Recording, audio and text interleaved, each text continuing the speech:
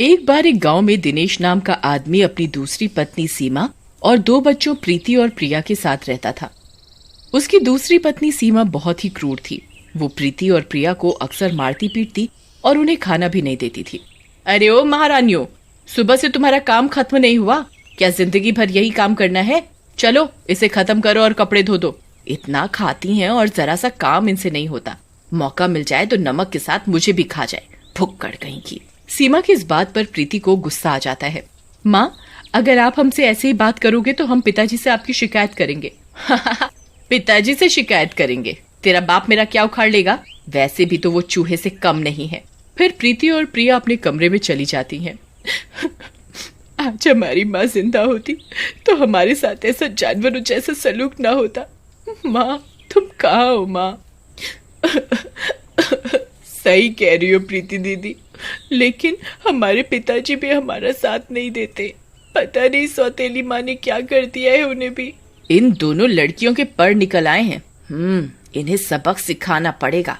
आज ही अपनी बहन सविता को बुलाती हूँ और इनको ठीक करती हूँ। अगले दिन सीमा के बुलाने पर सविता घर पर आ जाती है और फिर सीमा उसे सारी बात बताती है। सीमा बहन, ये तो किसी विद्रोह की खुशबू आ रही है। अगर जल्दी ही इन्हें ठीक नहीं किया तो ये कल को तेरे सिर पर बैठेंगी और तुझे नौकरानी बना देंगी। फिर सविता सीमा को एक योजना बताती है। योजना के अनुसार जब प्रीति और प्रिया सो रही होती हैं, तभी सीमा प्रीति को चुपके से उठा लेती है और घर के बाहर बने कुएं पर ले जाती है। प्रीति एकदम से जाग जाती है। माँ, मुझे यहाँ क्यों ले आई हो? और सविता मौसी क्या कर रही है?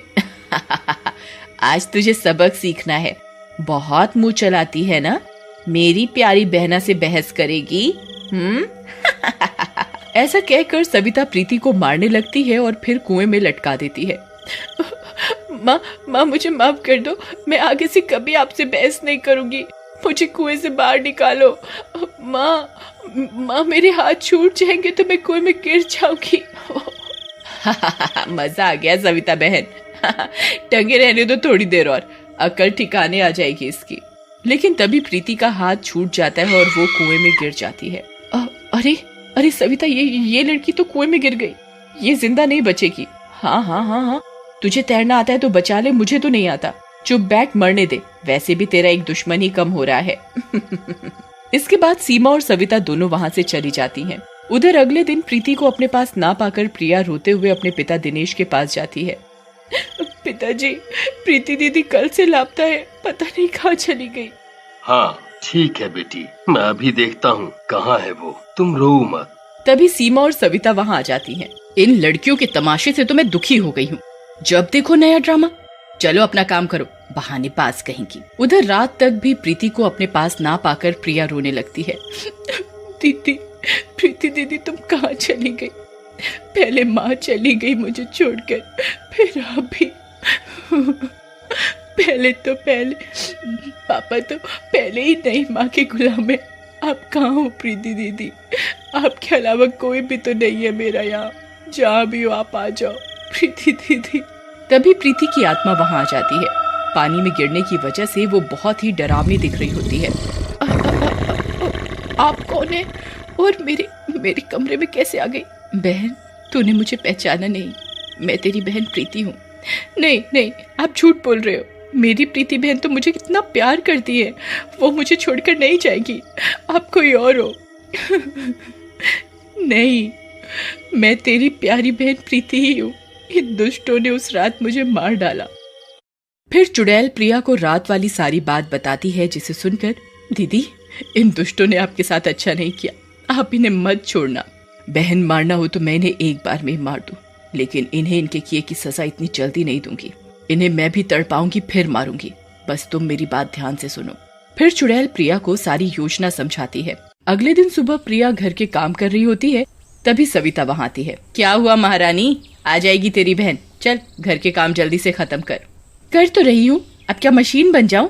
ये सुनकर सविता को गुस्सा आ जाता है और वो प्रिया को मारने के लिए बढ़ती है, लेकिन तभी चुड़ैल आकर उसे अड़ंगी लगा देती है। सविता जोर से नीचे गिर जाती है। अरे मर गई रे, हाय मेरी कमर। मेरे तो कूल्हे टूट गए। ओह, ये किसने टांग मारी मुझे? ये सब तेरी वजह से हुआ है लड़की, तुझे मैं नहीं छोड़ूंगी। तभी सीमा वहाँ आ जाती है। अरे सविता बहन, क्या हुआ? तुम कैसे गिर गई? चलो मेरे साथ अपने कमरे में। फिर सीमा सविता को उसके कमरे में लेकर जाती है। उधर रात में प्रिया चुड़ैल से बातें करती है। दीदी, क्या सबक सिखाया आपने इस दुष्ट को, मजा आ गया।